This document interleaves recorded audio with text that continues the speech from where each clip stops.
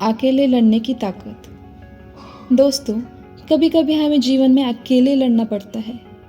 ये कहानी भी एक ऐसे लड़के की है जो अपने लक्ष्य की ओर आगे बढ़ने के लिए अपने अकेलेपन को एक सुनहरे अवसर में बदल देता है।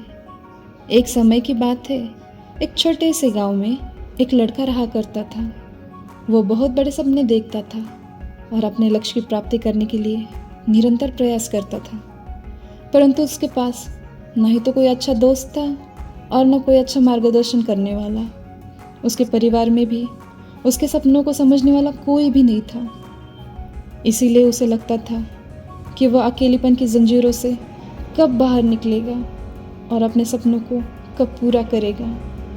फिर भी उसने निरंतर प्रयास किया और अपने आत्मविश्वास की आवाज़ को और बुलंद किया। उसकी इच्छा शक्ति और संघर्ष ने उसे सही दिशा में आगे बढ़ने की ताकत प्रदान की। एक दिन उसे अपने गांव के बाहर एक पुस्तकालय यानी लाइब्रेरी है ये पता चलता है।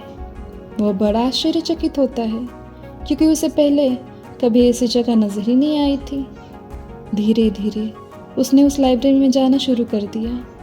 वहाँ जाकर उसने देखा कि यहाँ तो लोग पुस्तक के बीच में खोए हुए हैं और वहाँ की शांति, पूर्णता और ज्ञान के वातावरण से संतुष्ट होकर उसने वो लाइब्रेरी में किताबें पढ़ना शुरू कर दिया।